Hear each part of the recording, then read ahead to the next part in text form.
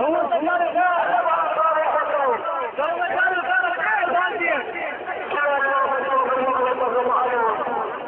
Viewers, আমরা স্ক্রিনে যে ভিডিওটি দেখতে পেয়েছি সেটি হচ্ছে সৌদি আরবে খনন করার সময় এই দেহটি পাওয়া যায়।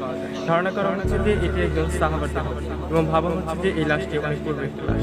উহুদের শহীদগণের বিস্ময়কর অবস্থা। হযরত মুআবিয়া রাদিয়াল্লাহু তাআলা আনহুর যুগে উহুদের ময়দানের জমিনের নিচে একটি নহর খনন করা হয়েছিল। সেখানে হযরত আব্দুল্লাহ ইবনে ওমর রাদিয়াল্লাহু তাআলা আনহু এবং হযরত আমর জামূহ রাদিয়াল্লাহু তাআলা আনহুর লাশ সম্পূর্ণ অবিকৃত অবস্থায় সহিহ সালামতে বের হয় এবং এই ক্ষেত্রেও তাদের উভয়ের হাত জখমের উপর রাখা অবস্থায় ছিল। হাত জখম থেকে সরানোর সাথে সাথে রক্ত বের হতে শুরু করে এবং অল্প কিছুক্ষণ পরেই আবার হাত উক্ত ক্ষতস্থানে গিয়ে থেমে যায়। আপনারা যে ভিডিওতে সাহাবার দেহটি দেখতে পেয়েছিলেন তার কপাল থেকে রক্তমরু প্রবাহিত হচ্ছিল এবং এই রক্তমরুকে যতবারই রুমাল দিয়ে মোছা হচ্ছিল তা বারবার প্রবাহিত হচ্ছিল। আর যারা সাহাবা তাদেরকে গোসল করানো হতো না, তার কারণ ছিল কিয়ামতের দিন যখন তারা এই রক্তমরু নিয়ে আল্লাহ রাব্বুল আলামিনের দরবারে হাজির হবে তখন আল্লাহ রাব্বুল আলামিন তাদেরকে বিনা হিসেবে জাযা দেবেন। তো ভিউয়ার্স,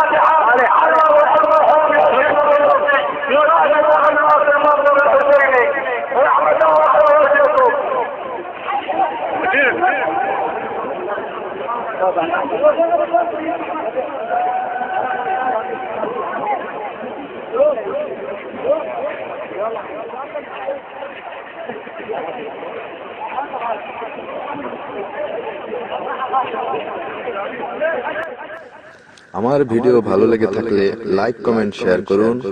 প্রতিদিন নতুন নতুন ইসলামিক ভিডিও পেতে আমার চ্যানেলটা সাবস্ক্রাইব করুন আর বেল আইকন অন করে রাখুন।